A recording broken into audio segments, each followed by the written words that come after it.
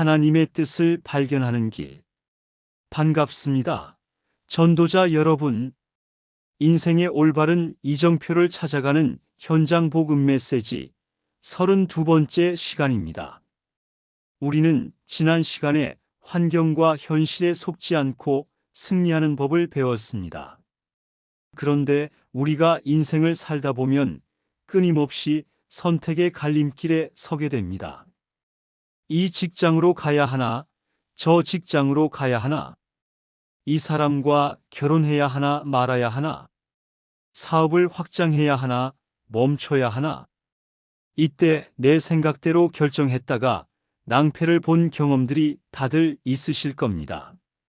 가장 지혜로운 인생은 내 인생을 만드신 설계자의 의도대로 사는 것입니다.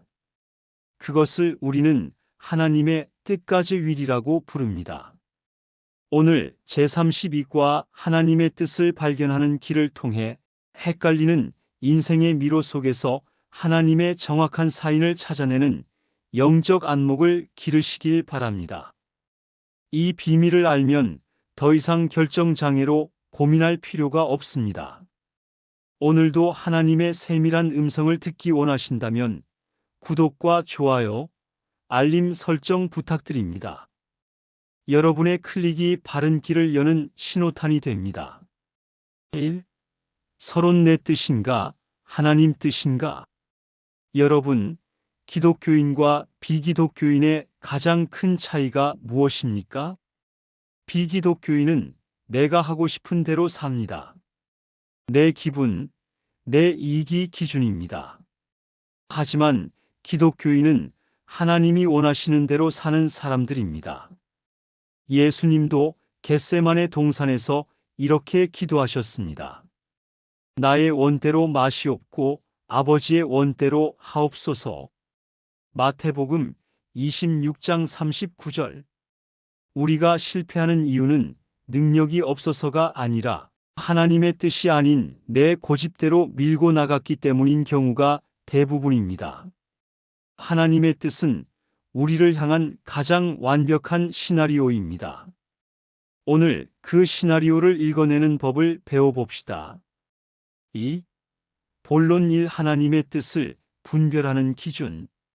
가장 먼저 해야 할 것은 무엇이 하나님의 뜻인지 기준을 잡는 것입니다. 오늘의 핵심 성구 로마서 12장 2절을 함께 보겠습니다. 너희는 이 세대를 본받지 말고 오직 마음을 새롭게 함으로 변화를 받아 하나님의 선하시고 기뻐하시고 온전하신 뜻이 무엇인지 분별하도록 하라. 여기서 하나님의 뜻에는 세 가지 특징이 나옵니다. 선하신 뜻, 구두 결과적으로 모두에게 유익한 것입니다. 나만 잘 되고 남은 망하는 것은 하나님 뜻이 아닙니다. 기뻐하시는 뜻, 플리징, 하나님이 보시기에 흐뭇한 것입니다.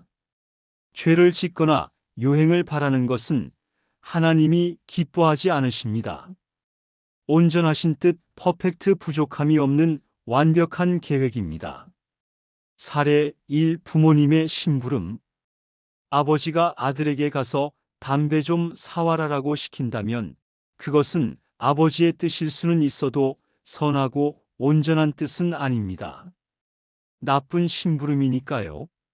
하지만 하나님은 우리에게 절대 나쁜 것을 시키지 않으십니다. 우리가 무언가를 선택할 때 질문해 보십시오. 이 결정이 하나님 보시기에 선한가? 하나님이 기뻐하실 일인가? 이 질문 하나만 던져도 90%는 걸러집니다. 3. 본론 2. 하나님의 뜻을 찾는 구체적인 방법. 그렇다면 구체적으로 어떻게 찾아낼까요? 하늘에서 음성이 들릴까요? 아닙니다. 하나님은 아주 상식적이고 인격적인 방법으로 사인을 주십니다. 1. 기록된 말씀 성경. 가장 확실한 것은 성경입니다. 성경에 도둑질하지 말라고 되어 있는데 하나님, 제가 저 물건을 훔칠까요 말까요?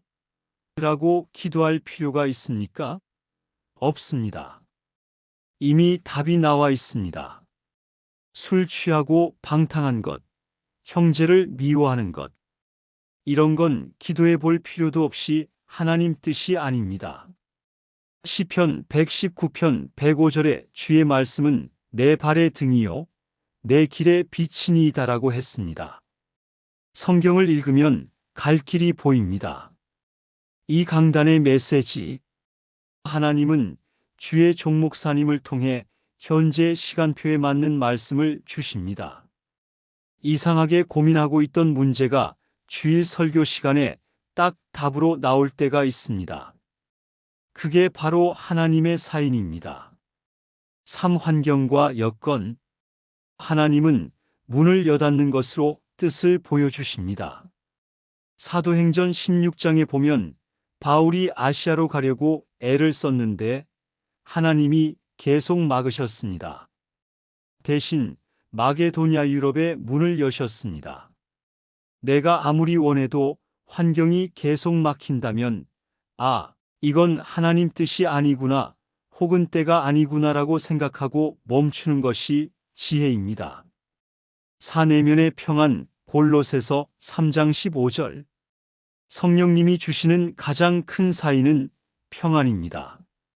그리스도의 평강이 너희 마음을 주장하게 하라. 어떤 결정을 하려는데 자꾸 마음이 불안하고 찜찜하다. 그러면 멈추세요. 성령님이 가지 말라고 신호를 보내는 것입니다. 반대로 상황은 어려운데 이상하게 마음이 편안하다. 그러면 밀고 나가세요. 그게 하나님 뜻입니다.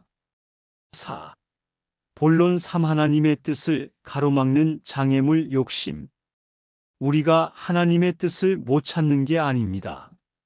사실은 안 찾는 것일 때가 많습니다. 왜냐?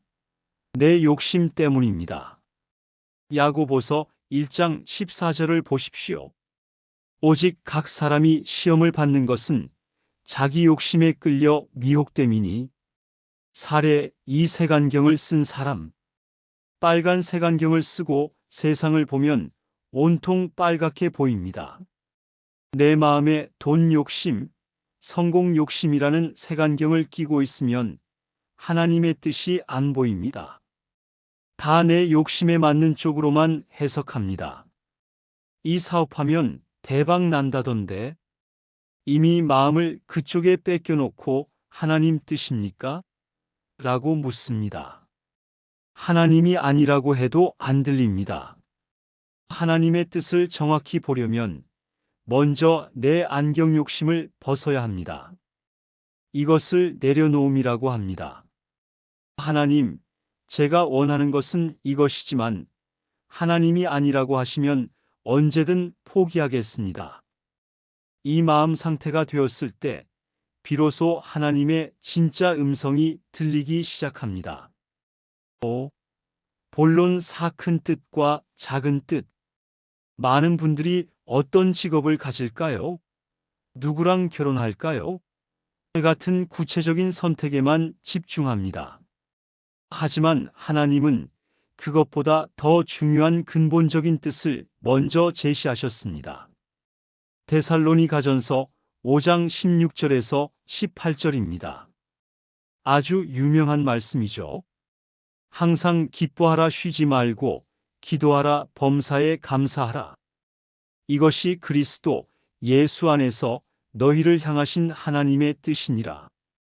하나님은 어회사 갈까 비회사 갈까 보다 내가 어느 회사를 가든지 그곳에서 기뻐하고 기도하고 감사하는 사람이 되는 것을 원하십니다. 이 근본적인 뜻을 실천하고 있으면 구체적인 선택의 문은 자연스럽게 열립니다.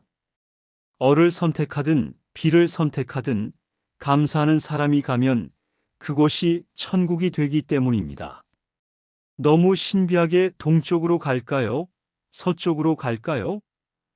점치듯이 하지 마십시오. 오늘 주어진 현실에서 감사하고 예배드리고 성실하게 사는 것. 그것이 가장 확실한 하나님의 뜻입니다. 6. 결론 순종할 때 기적이 일어난다. 사랑하는 여러분, 말씀을 정리하겠습니다. 하나님의 뜻을 아는 것보다 더 중요한 것은 무엇일까요? 바로 순종 오비디언스입니다. 알려줘도 안 가는 사람이 태반입니다. 요나를 보십시오. 니느웨로 가라는 뜻을 알았지만 싫어서 다시스로 갔습니다. 결과는 풍랑이었습니다. 반면 아브라함은 본토 친척 아비 집을 떠나라는 뜻을 알았을 때 갈파를 알지 못했지만 순종하여 떠났습니다. 결과는 믿음의 조상이었습니다. 적용 및 실천.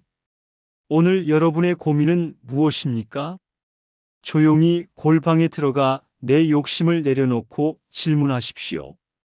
하나님, 제가 어떻게 하기를 원하십니까?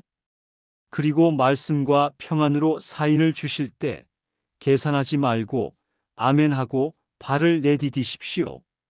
내 생각보다 크신 하나님의 계획이 여러분을 가장 좋은 길로 인도하실 것입니다. 7. 마무리 및 다음 강의 예고. 오늘 32과를 통해 인생의 방향을 잡는 법을 배우셨나요? 하나님의 뜻은 복잡하지 않습니다. 선하고 기쁘고 온전한 길입니다.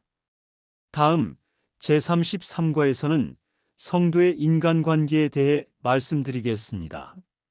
하나님의 뜻을 발견했다면 이제 사람들과 어떻게 지내야 하는지 갈등을 해결하고 사람을 살리는 지혜를 나누는 아주 실제적인 시간입니다.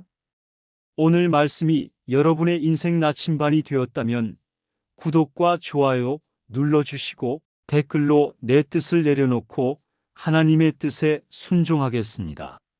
라고 결단해 주세요. 다음 시간에 뵙겠습니다. 감사합니다. 엔딩 음악과 함께 제33과 예고 자막